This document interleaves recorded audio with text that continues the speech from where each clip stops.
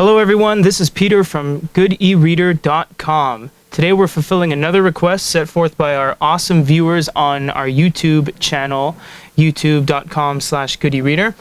Kindle Paperwhite versus the Nexus 7 second generation reading test.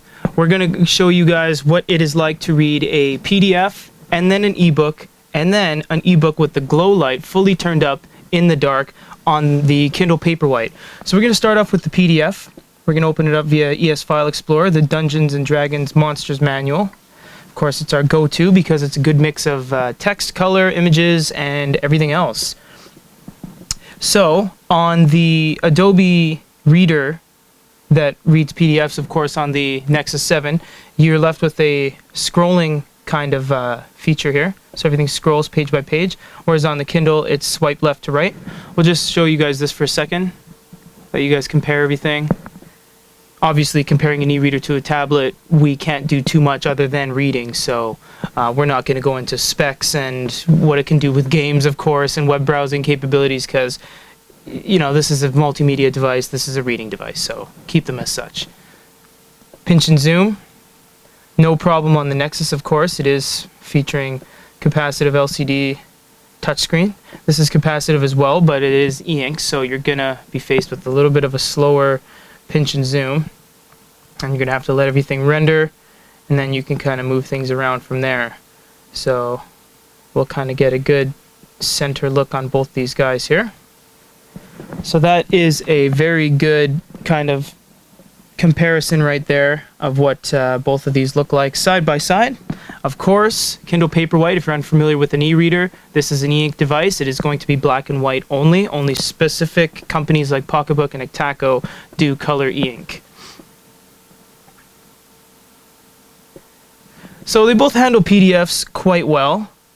If you press and hold on a word on the PDF on the Nexus, you're left with things like copy, highlight, strike out, and underline. So you can make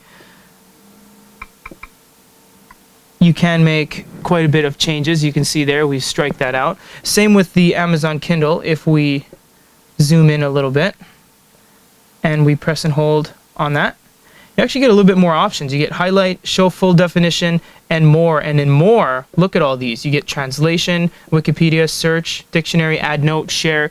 You get a lot more options with sharing your notes and highlights on the Amazon Kindle Paperwhite than you do on the Nexus. So, of course, you can just copy a range of text on the Nexus, and then you can always, you know, send it off to whomever. But you can also draw on there. Unfortunately, you can't draw and make physical written notes like you can on the Nexus on the Paperwhite.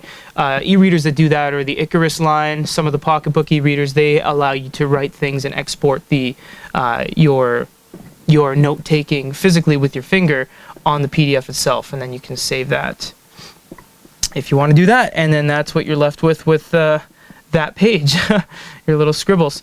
So this has been the PDF experience. Let's go look at an ebook before we get into the night test on both of these. We're just going to choose The World Set Free because it's a free public domain book we got from Amazon, and we are linked up to the same Amazon account. Of course, this is an Amazon Kindle itself, and this is running Kindle. You get things like bookmarks, long press.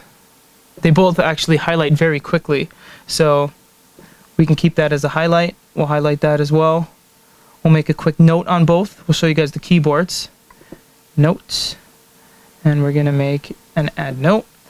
So obviously the keyboards are no comparison. This is very, very quick to type.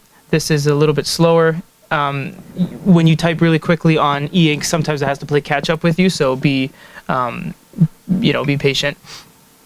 You have the secondary keys, tertiary keys, of course, with the extra shift there. So you get all the same keys, but of course this is e-ink and this is LCD. Page turns are pretty much, the same. They both go at the same speed, really. This one just kind of, this one just has to clear its screen and then kind of refresh back up. But they both get there roughly the same speed. So you're not going to be taken out of the book reading on the Kindle Paperwhite. This is what it was designed for. It refreshes every 5th to 7th page based on how much text it needs to clear. They've cut down on ghosting from all the previous iterations of the Amazon Kindle. That's when you see text from the previous page kind of show up behind it. Let's do some text changes here. We'll go to this menu. You can change everything live on the Nexus as big as you want. Same with on the Kindle, everything changes in the background. You can change margin sizes, line spacing, sepia, black, and of course the standard white. You also have the brightness change. You have different font styles. And that's pretty much the e-reading experience. It's very simple on Amazon. They keep it as simple as they possibly can. You don't get the customization you would, say, on a Kobo line of e-reader, but it definitely is. It definitely will get the job done, and you can change the text to whatever comfortable level you want. Next thing we're going to do is a nighttime reading test on both of these devices. So you can see here on the right, this is the Nexus, and we're in complete darkness here. And then on the left here, you can see that there's basically nothing. We're going to turn up the glow light now. You slowly see it appear, and there we go. Once the glow light is on, and we are still in a dark room, as you can see the silhouette of my hand, it's a different ballgame. I mean, it's completely readable. This has changed the way e-readers are created since the Barnes & Noble Simple Touch added glow to their front light technology, and honestly, no one's looked back since. I mean, Kobo is on their 3rd generation of glow light devices as of September 1st, 2013. Kindle is on their 1st generation. They're going to come out with some more.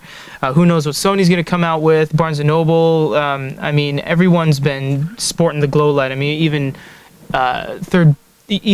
Cybook, Booking's Cybook Odyssey runs a front light technology, which is awesome. So this has been an e-reading and PDF test between the Nexus 7 2013 2nd generation and the Amazon Kindle Paperwhite.